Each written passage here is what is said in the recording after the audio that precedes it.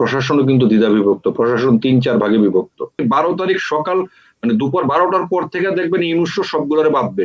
বিভিন্ন ভাবে কিন্তু এই জিনিসগুলি মানে মোটামুটি দৃশ্যমান হয়েছে। আমি আমার জীবনে কোনোদিন দেখি নাই যে আমেরিকান অ্যাম্বাসাডার তিনি জামায়াতের কোনো নেতার সঙ্গে সরাসরি বৈঠক করেছেন।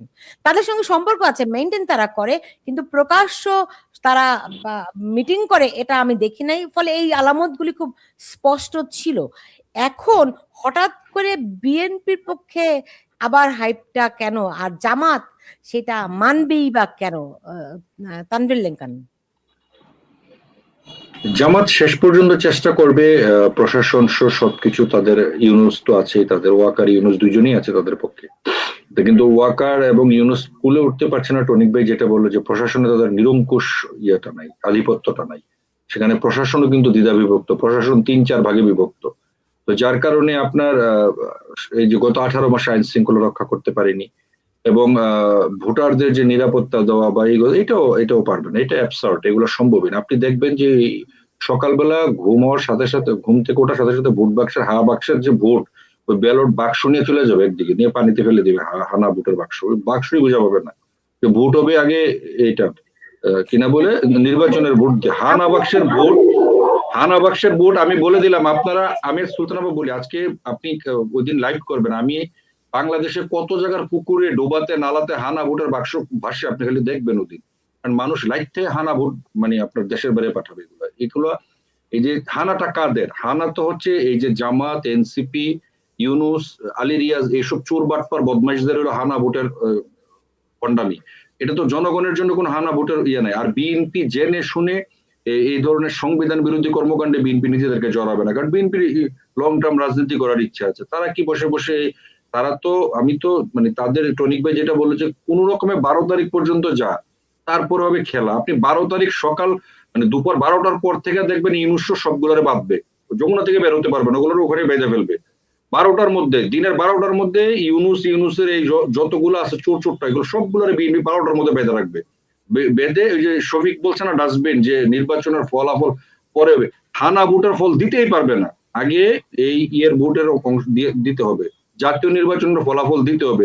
ওয়ান্স জাতীয় নির্বাচন ফলাফল দিবে, প্রশাসন আর কারো কথা শুনবে না, কারো কথা শুনবে না। আপনি লিখে রাখেন এগুলো, যে প্রশাসন কারো কথা শুনবে না। যদি সেখানে যে আসুক, বিএনপি যদি ক্ষমতায় আসে, এগুলা পরের দিন দেখবেন যে কাউকে খুঁজে পাওয়া যাচ্ছে না, এগুলাকে বাতিতে টোকায় আপনারা রাস্তাঘাটে কাউকে পাবেন না। কিন্তু প্রশ্নটা হচ্ছে কি, যে এই ধরনের নির্বাচন করে বা এই ধরনের আচার আচরণ করে বাংলাদেশকে আসলে একটি মানে সাস্টেনেবল ডেমোক্রেসিতে আসলে আমরা যেতে পারবো, এটা সম্ভব না।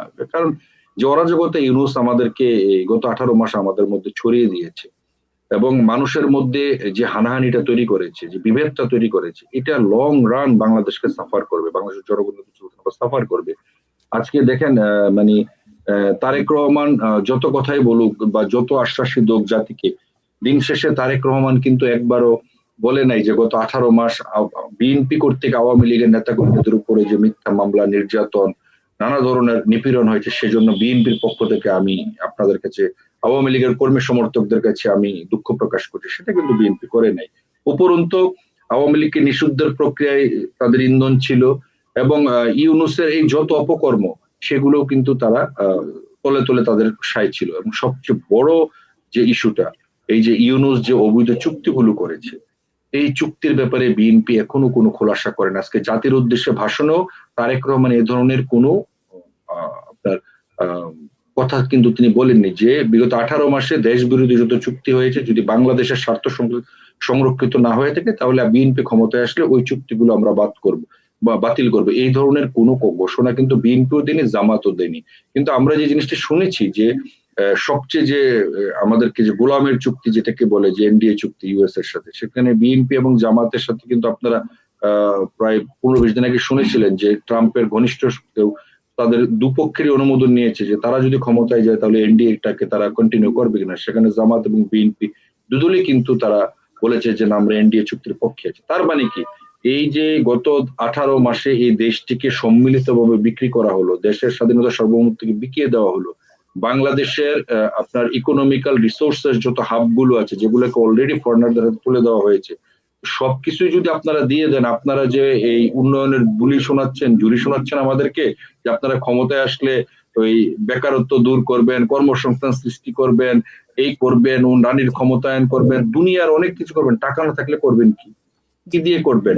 অলরেডি বাংলাদেশ 23 লক্ষ কোটি টাকা ঋণের তুলে চাপা পড়েছে, যেটা ছিল 2023-24 2 লক্ষ কোটি টাকা। সেখানে 21 লক্ষ কোটি টাকার এই যে অতিরিক্ত ঋণ, সেটা না। এবং সবচেয়ে বড় ইম্পর্টেন্ট নিউজটা আমি আপনাকে বলি যে বোয়িং কেনার যে ঘটনা, যেটা দিয়ে বলেছিল যে আমেরিকা আমাদেরকে ইয়ে করবে, কিনা বলে ট্যারিফ আমাদেরকে কমিয়ে দিবে। তো ট্যারিফ কমাবে কি? তো আমরা 35,000 কোটি টাকার বিমান কিনে আমরা ট্যারিফ হচ্ছে যে 20 থেকে 19% আসছে, মানে 20 থেকে 19 হচ্ছে আমাদের ট্যারিফের পার্সেন্ট। আগে তো 15 আছে, আগে ছিল 35, এখন হয়েছে 34। এই হচ্ছে আমাদের সার্থকতা, তাই তো? তার মানে কি আমরা দেশে, আমি শেষ করব। মঞ্জুরে খোদা টরিক, এই যে আমরা আমাদের ছোটবেলায় দেখেছেন এই নির্বাচন, আমাদের সন্তানেরা দেখেনি। টরিক ভাই, আপনি নিশ্চয়ই এটা দেখেছেন যে ছোটবেলায় যেই নির্বাচনগুলি, মানে এরশাদের আমলের যে নির্বাচনগুলি আমরা দেখেছিলাম, ব্যালট বাক্স দৌড়ে মানে ব্যালট বাক্স চুরি করে নিয়ে গেছে বাড়িতে, তারপরে ঘরে বসে বসে বাচ্চারা সহ সিল দিচ্ছে। আরে আমি তো নিয়ে গেছি, আমি যখন ক্লাস 8 পড়ি তখন ইউনিয়ন পরিষদের নির্বাচনের ব্যালট বাক্স উপর মাথায় নিয়ে চলে আসছি, ভোট উল্টাপাল্টা দিয়ে দেখে আমি তো আনছি। জি, এই দৃশ্যগুলি আমরা আমাদের ছোটবেলায় দেখেছি, আমাদের এখনকার জেনারেশনরা দেখেনি। আপনার কি মনে হয় ওই পুরনো দৃশ্যগুলি, যেমনটি তানভীর লিঙ্কন বললেন, ওই দৃশ্যগুলি কি আমরা এবার দেখবো? এরকম ধারণা ছিল যে একটা মবের নির্বাচন হবে। প্রথমত যে ইউনূস সাহেব যেটা বলেছেন যে ঐতিহাসিক নির্বাচন, নজিরবিহীন নির্বাচন, ওইটা একটা ফালতু কথা, এটা আসলে হবে না। তো উনি এসব বাকুয়াজ একজন লোক, অনেক ফালতু কথা বলেন, এটাও তার একটা। তো নির্বাচন একটা হবে মোটামুটি, আমার ধারণা কিছু কিছু জায়গায় সহিংসতা হবে, কিছু কিছু জায়গায় আমার ধারণা নিয়ন্ত্রণের বাইরে যাবে না। কারণ প্রশাসন কিন্তু একটা গুরুত্ব, আপনার প্রশাসনকে তারাও চাচ্ছে যে এই নাভিশ্বাস থেকে মুক্তি চায়। তারা এই জিনিসটাকে বুঝতে হবে যে সরকার প্রশাসন, মানে প্রশাসন যারা, আমলা যারা, তারা চায় নাভিশ্বাস থেকে মুক্তি। সেনাবাহিনী বারবার বলেছি, সেনাবাহিনী নিয়ে অনেক কথা আছে, কিন্তু তারাও আর বাইরে থাকতে চায় না ভিতরে। যে কারণে কিছু বিষয় হবে, কিন্তু ওই রকম ব্যাপক গোলযোগ হয়, নির্বাচন বন্ধ করে দেওয়া হবে, বন্ধ করানোর প্রজেক্ট একটা আছে, কিন্তু সেই চেষ্টাটা হবে, কিন্তু সেটা হয়তো পার পাওয়া যাবে না, সেটা করতে দেওয়া যাবে না। সেদিক থেকে প্রশাসন, সরকার, সেনাবাহিনী, আমলা, ব্যবসায়ী, বিদেশি, ভারত গুরুত্বপূর্ণ ভূমিকা। বিদেশি সন্তান, ভারত আমেরিকার কথা বলছি না। টরিক ভাই দেখেন, জামাত এক ধরনের নির্বাচনে বিজয়ী হওয়ার জন্য সবকিছু গুটিয়ে এনেছে।